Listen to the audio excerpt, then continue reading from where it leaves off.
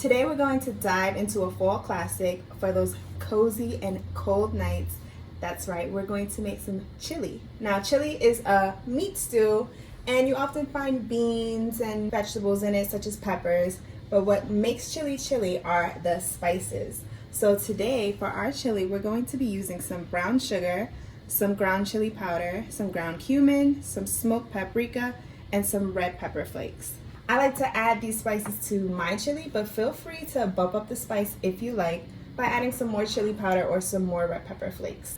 We have a few vegetables in here, so we're going to start off with a red pepper, an onion, and about 3 cloves of garlic. So for our red pepper, we want to slice it into about a small dice, same for our onion. I like to take the stem out and just use the rest of this. Everything is edible. Just gonna remove those ribs.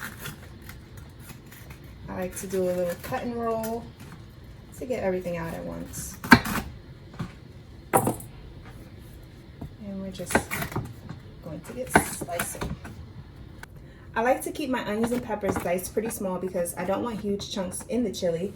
And I like to slice up my garlic thinly because you get a lot more flavor out of it when it's sliced this way. And I don't want to go through the hassle of dicing it up when I don't have to. So this is perfect. Okay, so first things first, we're going to take a tablespoon of vegetable oil and pour that into our Dutch oven, getting it kind of hot. We want to be on about a medium-high heat. And once that's hot, we're gonna add in our yellow onion and our bell peppers. We're gonna saute that until it's a little bit translucent. That should be about 3 to 5 minutes. And then we're going to add in our garlic. So we wanna make a little hole in the middle for our garlic. And then we're just gonna saute it until it becomes fragrant. So that should be like 30 seconds to a minute.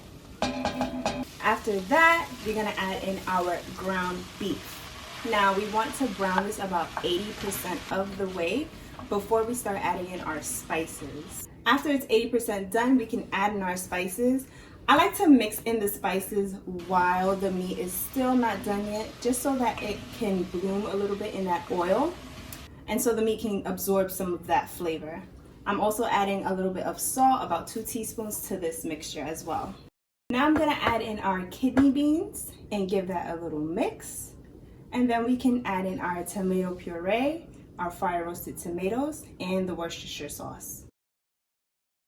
I'm gonna bring this to a boil and then reduce it to a simmer once it's boiled.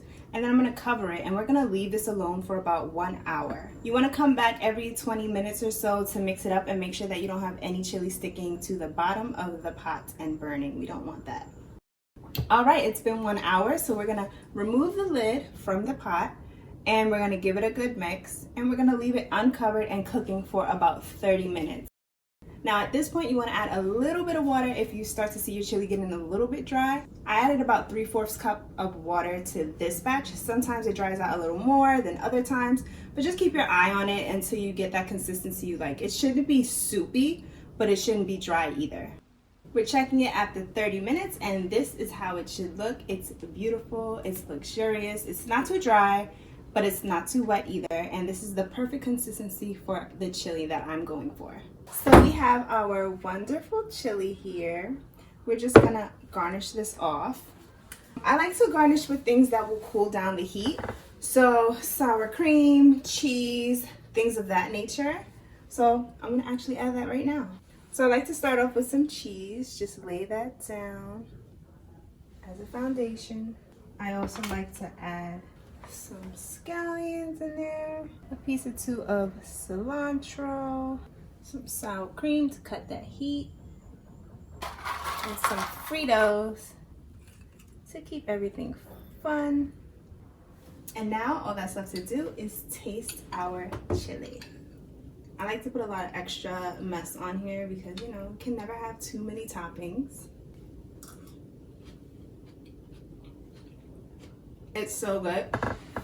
That spicy chili is really cooled down by the topping. So if you like yours a little bit more spicy, you don't have to go crazy with the toppings like me, but I just think it adds that extra little goodness. I love it. Chili is my favorite meal to just, you know, set it and forget it. I leave it on the stove, it does what it needs to do, and I don't have to worry too much about it or do too much to get the result that I'm looking for. Make sure you guys subscribe to my channel if you want to see recipes like this one. I have a ton more recipes that you will probably be interested in. The full recipe with all the measurements and all the instructions can be found on my website, thedailyspecial.com. And I hope to see you next time. Bye.